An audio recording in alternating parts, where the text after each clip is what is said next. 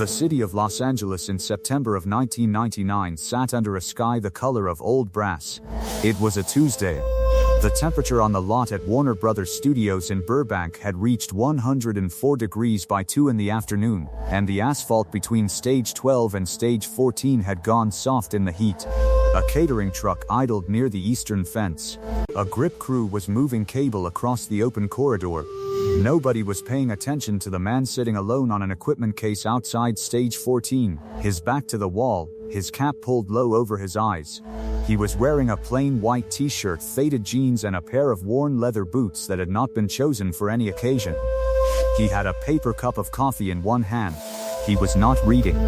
He was not talking. He was watching nothing in particular, the way a man watches when he has already seen most things. His name would have meant something to anyone who looked carefully. Nobody was looking. 38 feet away, across the corridor, a different kind of man was finishing a conversation with 3 members of a film crew. He was 27 years old. He stood 6 feet tall and weighed 212 pounds of a specific particular density that most men never achieve. The kind of mass that is built not in a gym for appearance but in training halls for function. He had been training in competitive kickboxing since the age of 14. By 19 he had placed in the top 4 at a national amateur championship in England. By 23 he had spent 3 years with Britain's Olympic diving team, which meant his body understood not only impact but precision, the calibration of force and timing that most fighters spend a decade learning and still get wrong. He was articulate, and he was funny, and he had a quality that cameras found difficult to ignore. Hollywood had noticed him 2 years earlier. He was in the middle of making his second feature film. His name was Jason Statham. He had, among a small circle of people on that lot, a reputation for speaking plainly about what he believed. What he believed on that particular afternoon was something he had said aloud to 2 members of the production crew approximately 11 minutes before the moment the story is actually about. He had said it without cruelty and without calculation. He had simply said it, the way a man says something he has considered and found to be true. He was 27 years old, and he had been trained by serious people, and he carried that training the way some men carry money, with a quiet confidence in what it could do. He did not yet know who was sitting on the equipment case 38 feet away. In the next 41 seconds he would find out. In 41 seconds, in front of 9 witnesses on a working film lot in Burbank, California, Jason Statham would learn something about distance and patience and the specific kind of man who has nothing left to prove because he has already proved it. The story of what happened in those 41 seconds traveled from that lot into the martial arts world and lived there for the next 2 decades. The people who were present that afternoon never told it the same way twice. But on every single detail that mattered, they agreed completely. Nobody in that corridor knew they were about to witness something they would spend the rest of their lives describing. Jason Statham had arrived on the Warner Brothers lot 6 weeks earlier. The film he was shooting was a project that required him to perform sequences that were physically demanding and technically precise. And the production had brought in a fight coordinator who knew the difference between movement designed for a camera and movement designed to work. Statham had taken that distinction seriously. He trained every morning before call time. He had earned the respect of the stunt crew, which is its own particular credential, because stunt coordinators do not give respect as a courtesy. They give it when they have seen someone move correctly under pressure. He was serious about his craft. That seriousness was real, and it was visible, and it was, in its own way, part of what made the afternoon go the direction it went. There was a man on the crew, a stunt coordinator named Vic Morales, who had spent 11 years in competitive karate before moving into film work. Morales had a quiet habit of measuring the people he worked with. He measured Statham in the first week and concluded that the man's instincts were genuine. He told 2 colleagues this. One of those colleagues was the grip crew chief, a man named Dale Whitmore, who had been on studio lots for 22 years and had seen enough to find most things unimpressive. Whitmore found Statham impressive. He said so once, and did not repeat it. On the morning of the Tuesday in question, Morales had been speaking with Statham near the craft services table at the east end of the lot. The conversation had moved. The way conversations among people who train move toward the subject of martial arts and the men who have shaped it. Statham had opinions. He expressed them directly. He said something that Morales did not fully agree with, and Morales said so, and they discussed it the way two people discuss something when neither of them is entirely wrong. At some point in that conversation, Statham said the thing he would spend the following 41 seconds reconsidering. He had been talking about screen fighting versus real fighting. About the difference between choreographed technique and technique applied under actual resistance. He had training enough to know that the gap was real and significant. What he said was not reckless. It was the honest conclusion of a man who had done enough genuine training to understand that many famous names in martial arts had built their reputations in a world where the resistance was scripted.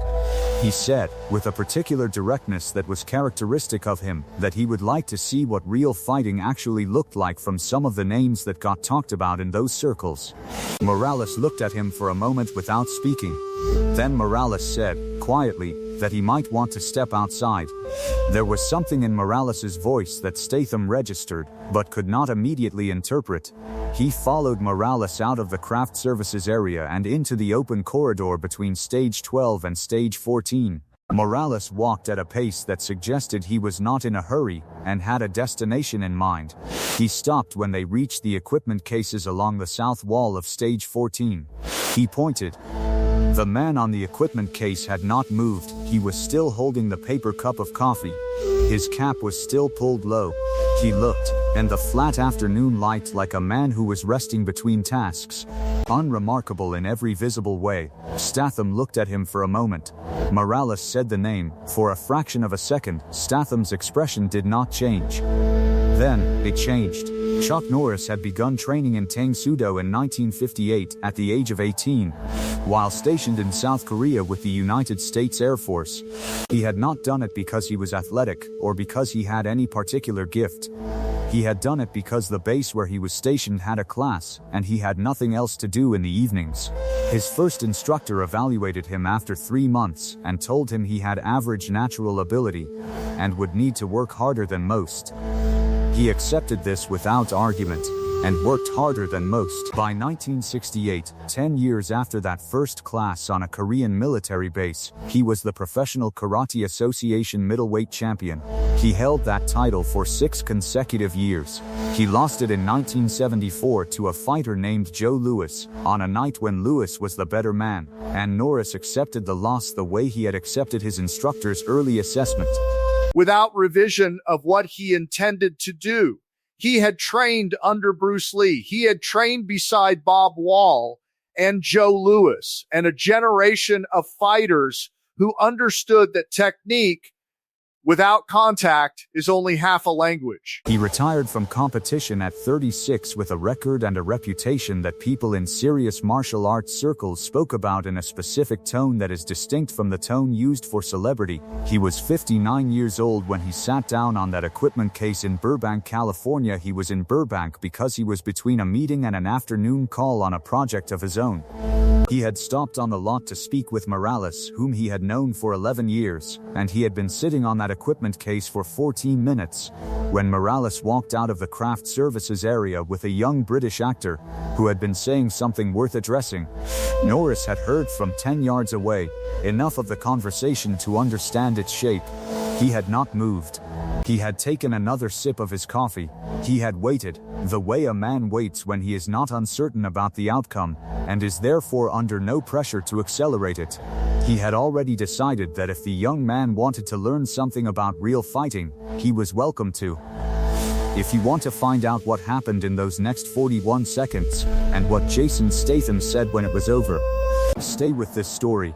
And if you have not done it already, take 10 seconds to subscribe to this channel, and leave a comment below telling us where in the world you are watching from. There are people watching this from places that would surprise you. We will be back to the lot in Burbank in a moment. Chuck Norris stood up from the equipment case. He did not stand up quickly. He did not use his hands. He simply extended his legs and rose. The way a man rises when standing up requires no particular attention. He set the paper cup on the case beside him. He removed his cap and folded it once along the brim, and set it on top of the cup. He took off his denim jacket and folded it across the case with 2 flat, deliberate movements. He was wearing a white t-shirt under the jacket. He was wearing his worn leather boots. He did not look at Statham while he did this.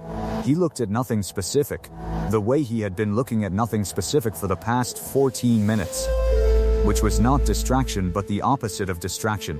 Morales had taken 3 steps back from the space between the 2 men. He had put his hands in his pockets. Whitmore, who had walked out of stage 14's side entrance at some point in the previous 2 minutes to retrieve a piece of equipment and then failed to retrieve it, was standing 6 feet from the wall. He would describe his own position later as rooted, meaning he had understood that something was happening that required stillness from everyone except the 2 men involved. 2 members of the film's second unit were visible at the far end of the corridor, 50 yards away. They did not have a clear view of what was developing. They would be told about it afterward and would spend a long time wishing they had been closer.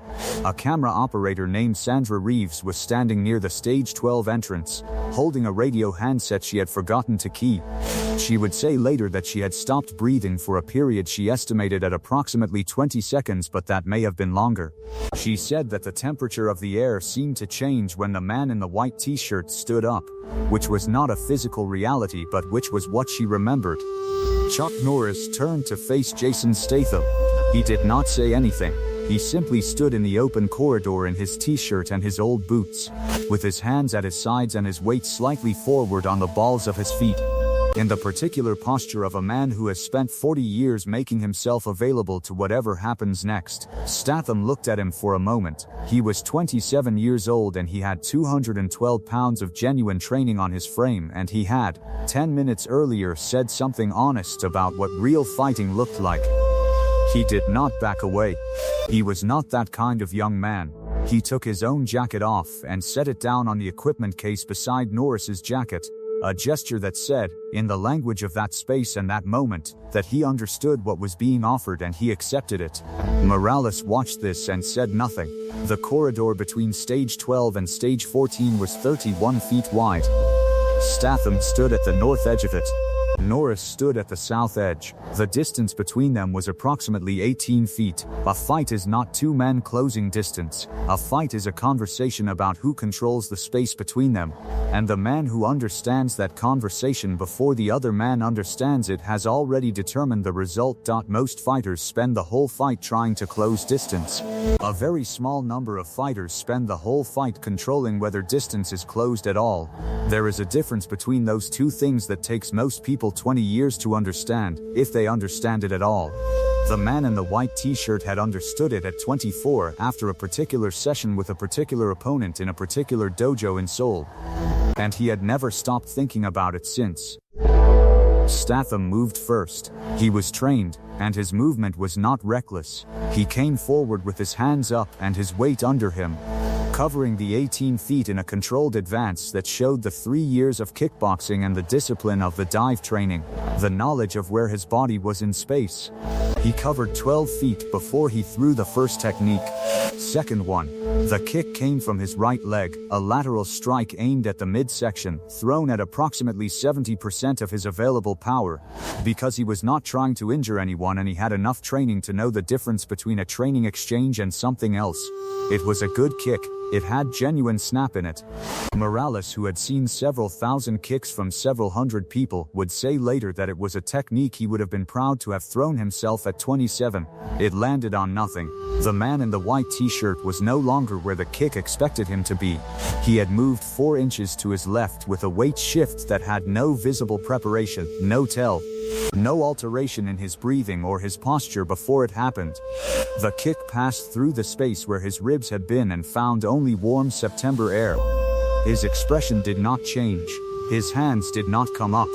He simply stood, 4 inches to the left of where he had been, and looked at the young man in the way a man looks at something he finds genuinely interesting. Whitmore said later that his jaw was not open, but that it should have been. Second 2. Statham recalibrated. He was a real fighter, and a real fighter does not stop because the first technique misses. He pressed forward with a combination, A jab from his left hand followed immediately by a cross from his right, the kind of two-punch sequence that had worked for him in training rooms in England, and on film sets with stunt coordinators, who knew what they were looking at. He threw it with control and with genuine intent to make contact. Neither punch found the target. The first was slipped with a head movement so small that Reeves, watching from 40 feet away, was not certain afterward whether she had actually seen it or reconstructed it from context. The second was not blocked or parried. It was simply not there for the second punch to reach, because by the time the cross arrived, the distance between the two men had changed in a way that Statham had not initiated and had not anticipated. He was punching through empty space, and he knew it, and he pulled the combination up and reset his stance. He had not been touched. Not once.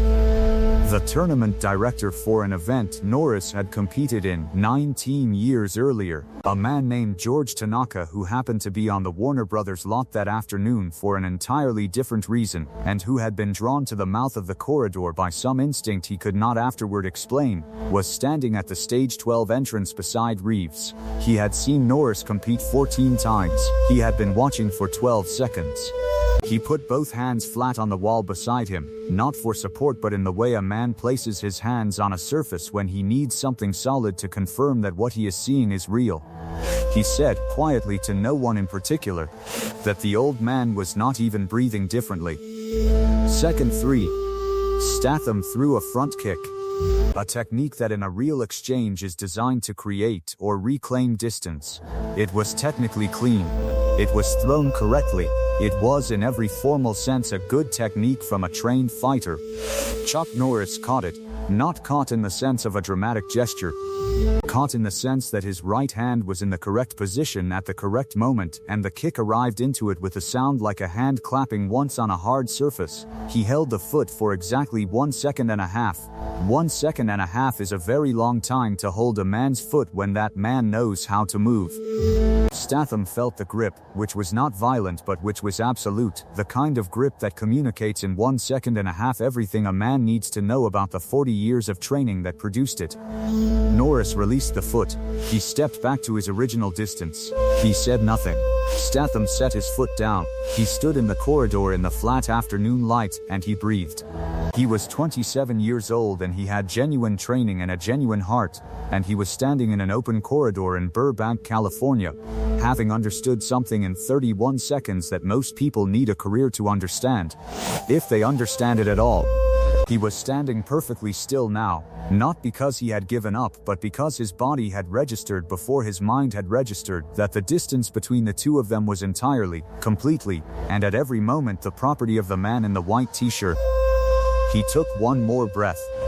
Then he stepped back and put his hands down. Chuck Norris walked toward him. He walked slowly, covering the 8 feet between them in 3 steps. He stopped 1 arm's length from Statham. He reached out and placed his right hand on Statham's left shoulder once, briefly, without pressure, the way a teacher places a hand on a student's shoulder when the student has understood something correctly and deserved to understand it. He said something. He said it at a volume that did not carry beyond the two of them. Morales, who was 6 feet away, heard the shape of it but not the words.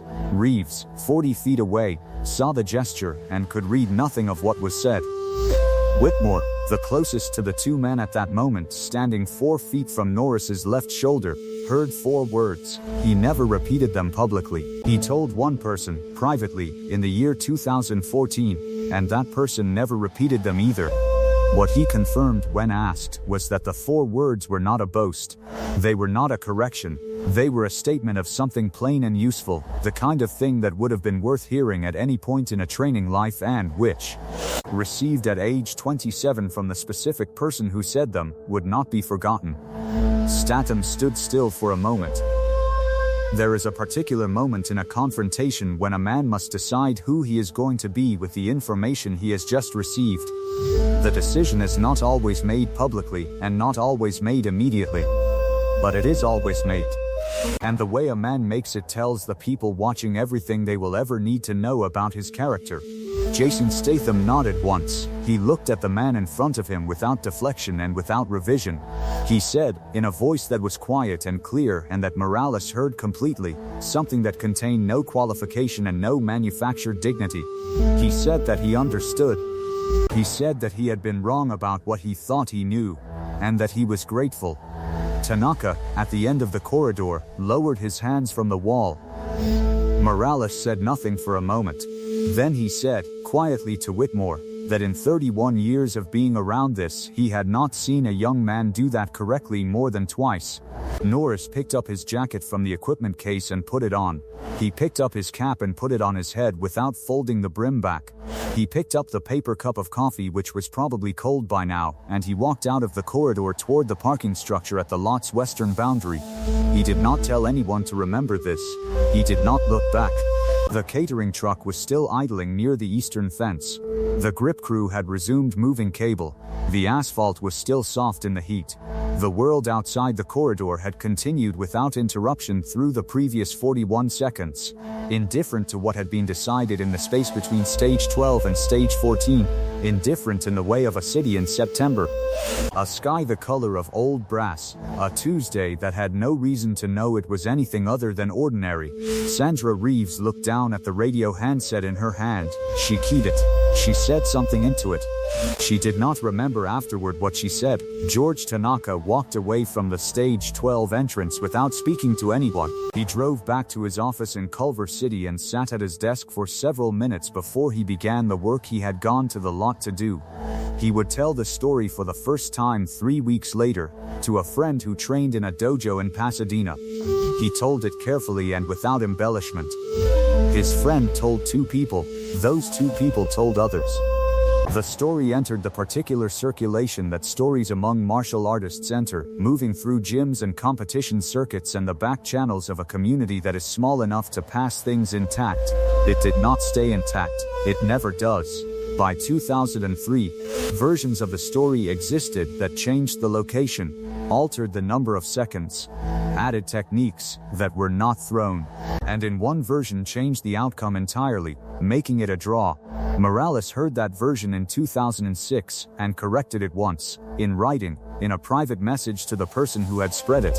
He did not correct it publicly. He felt that the truth of the story was strong enough to find its own way.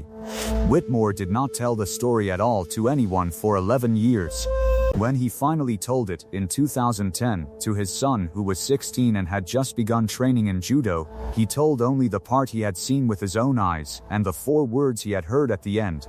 He did not speculate about what the 4 words meant, or what Statham had said in return. He said that some parts of a story belong to the people who were in it, and that the parts that belong to everyone else are enough. Jason Statham did not speak publicly about that afternoon in Burbank. What he did, in the weeks that followed, was intensify.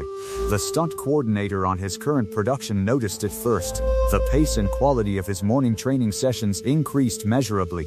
He began asking different questions than he had been asking before, more specific questions, the kind a man asks when he has understood that there is a layer of something he has not yet reached. Morales noticed the questions and recognized them and answered them when he could. He had in 41 seconds on a Tuesday in September, in a city that was not paying attention, learned the thing that changes how a man moves for the rest of his life. He had learned it not from instruction, but from standing in the 18 feet of space between himself and a man who had mastered the language of that space 30 years before the afternoon they shared it. The story spread because it was true. It survived the mutations and the false versions, and the people who added things to it because the true version had a shape that false versions could not replicate, the particular shape of something that actually happened to real people, in a specific place, and a specific light, on a specific afternoon. The lesson of that afternoon is not about winning. The people who tell it as a story about winning have missed it. The lesson is about what a man actually knows versus what he believes he knows. And the distance between those 2 things, which is sometimes 18 feet, and sometimes 31 seconds, and sometimes the span of a career spent assuming that confidence earned in one room transfers automatically to the next room. It does not. Nothing transfers automatically. Everything has to be tested. And the test is not against people who agree with you. or who are impressed by your credentials. The test is in the corridor, in the open air, against the man who has already done what you are only beginning to understand. What you know is a beginning. What you believe you know can stop you from finding out the rest. Next week on this channel, the afternoon in 1981, when a former Navy combat instructor walked into Chuck Norris's California dojo with 2 students behind him and told the room that what they were practicing would get them killed in a real encounter. What happened in the next 3 minutes changed the direction of 3 careers, and the Navy instructor's account of that afternoon, recorded in a training journal discovered by his son after his death, contains a sentence about Chuck Norris that no one who has read it has ever been able to explain away. Be here for it.